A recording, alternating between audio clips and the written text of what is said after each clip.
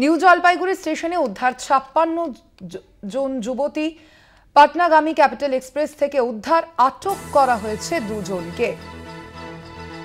New Jalpaiguri স্টেশনে উদ্ধার ৫৬ জন যুবতী এবং সেখানেই যেমনটা জানা যাচ্ছে এখনো পর্যন্ত পাটনাগামী ক্যাপিটাল এক্সপ্রেস থেকে উদ্ধার করা হয়েছে তাদের এবং ইতিমধ্যেই আটক করা হয়েছে এই ঘটনায় দুজনকে। যুবতীদের বেঙ্গালুরুতে চাকরি দেওয়ার আশ্বাসে নিয়ে আসা হয় বলে ইতিমধ্যেই অভিযোগ সামনে আসছে। জিআরপি ও আরপিএফ এর সহযোগিতায় পরিবারের কাছে ফেরানো হয় যুবতীদের। নিউ জলপাইগুড়ি স্টেশনে উদ্ধার ৫৬ জন যুবতী।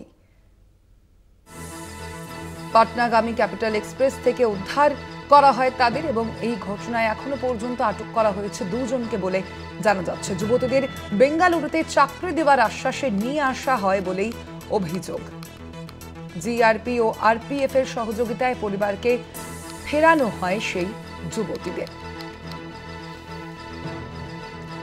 আরো বিস্তারিত জানবো আমরা, ফোন লাইনে রয়েছেন প্রতিনিধি রীনা কুমার। রীনা, এখনো পর্যন্ত এই ঘটনা সম্পর্কে ঠিক কি জানা যাচ্ছে, কি কারণে তাদের নিয়ে যাওয়া হচ্ছিল বেঙ্গালুরুতে?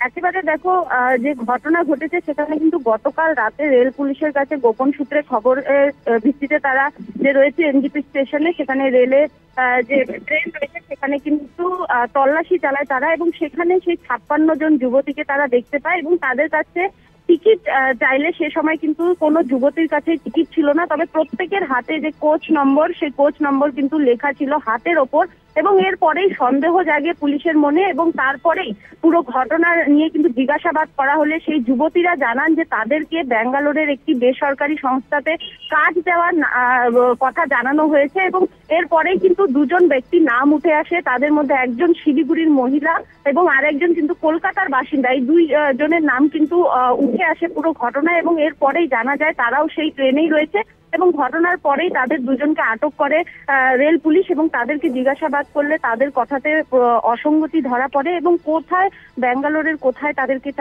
কাজ দেওয়া হতো, কোন সংস্থার সাথে যুক্ত, এই সমস্ত কিছু নথি খতিয়ে দেখতে চাইলে কিন্তু কোনোটাই যে ধৃতরা রয়েছেন তারা না দেখাতে পারলে তাদের আটক করে পুলিশ। পাশাপাশি যে যুবতীরা রয়েছে তাদের কাছ থেকে খোঁজ নিয়ে তাদের পরিবারের সাথে যোগাযোগ করা হয় এবং ইতিমধ্যে যে যুবতীদের তাদের পরিবারের হাতে তুলে দেওয়া হয়েছে এবং পাশাপাশি ধৃত দুজনকে কিন্তু আটক করে পুরো ঘটনার তদন্ত শুরু করেছে রেল পুলিশ।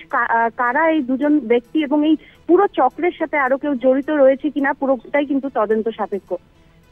ধন্যবাদ তোমায় রীনা।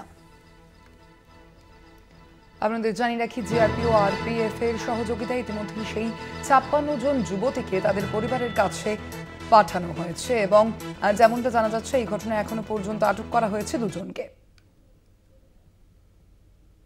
আমার মেয়ে ছিল, তবে এটা স্কুল পড়তে আর কি ওখান থেকে নম্বর পায়, এখনকার তো নম্বর সবাই পায়, ওই নম্বর পেয়ে হোস্টেল থেকে মানে ফোন করেছিল যে এটা সরকারি অনুযায়ী একটা ছাড় দিচ্ছে, ৩ মাস ট্রেনিং কোচিং করতে হবে, বিনা পয়সায় খাওয়া দাওয়া দিবে ওরা, তারপরে ওরা কাজ দিবে। তো 3 মাস ট্রেনিং করে শিলিগুড়িতে হোস্টেলে, 3 মাস ট্রেনিং করার পরে তারপরে এরা এখন যাবে ব্যাঙ্গালোর।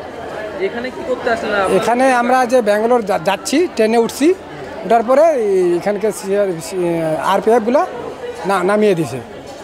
কারণ যে শুনলাম যেটুকু আমি, যে ওরা যে আমাদের মেয়েদের নিয়ে যাচ্ছে সেটা আর কি পুলিশ ভেরিফাই করে নাই।